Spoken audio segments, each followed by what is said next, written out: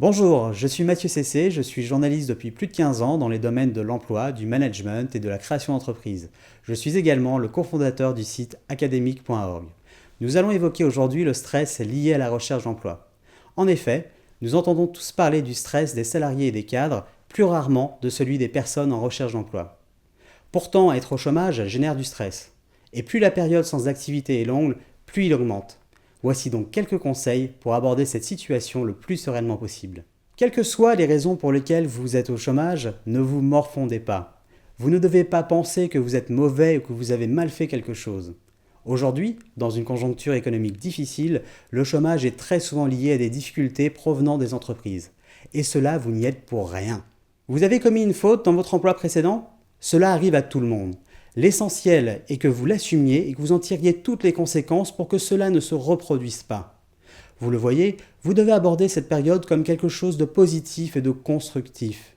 Une fois la paperasse administrative effectuée, comme par exemple vous inscrire chez Pôle emploi pour toucher vos droits au chômage, saisissez le temps dont vous disposez pour faire un bilan de carrière et sur vous-même. Répondez avec le plus d'objectivité possible à ces questions. Qu'aimiez-vous faire dans votre emploi précédent ? Au contraire, que détestiez-vous réaliser ? Souhaitez-vous rester dans le même secteur d'activité ou en changer, voire créer votre propre emploi en fondant votre entreprise ? C'est le moment de réfléchir positivement à tous ces éléments. Et c'est comme cela que vous devez aborder la question de votre chômage dans vos réseaux. En restant optimiste, peut-être que quelqu'un de votre entourage aura un poste à vous proposer. Sait-on jamais ? Les salariés disent souvent qu'ils n'ont le temps de ne rien faire. Vous en avez. Bien sûr, rechercher un emploi est un travail à plein temps, comme on le dit souvent. Mais cela ne vous empêche pas de vous aménager des plages horaires pour faire ce que vous aimez ou prendre soin de vous. Vous êtes stressé par votre recherche d'emploi ou votre situation ? Allez vous défouler en allant pratiquer votre sport favori ou en vous rendant dans les expositions, au cinéma, etc. Le stress de la recherche d'emploi est aussi souvent lié à un phénomène de désocialisation. En effet, lorsque l'on est au chômage, on se rend vite compte que la vie continue pour les autres.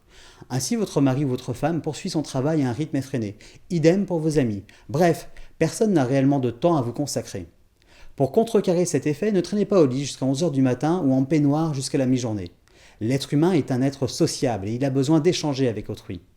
Et comme nous l'avons déjà vu, vous avez du pain sur la planche. Profitez de cette période pour vous occuper de votre réseau professionnel et organiser de temps à autre des déjeuners par exemple. Vous voulez travailler dans un secteur nouveau ?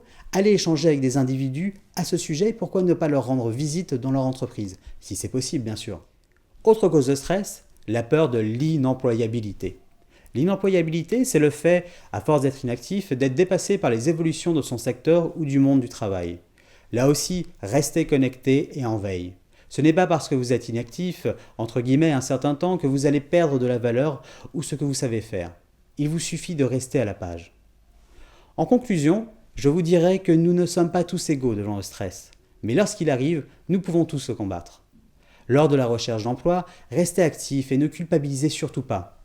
Le fait de vous comporter ainsi devrait en partie vous faire oublier votre stress. Profitez-en également pour ne pas perdre de vue que la vie ne doit pas devenir une galère. Trouvez donc le bon compromis entre votre recherche d'emploi et vos loisirs ou petits plaisirs. Bon courage à tous.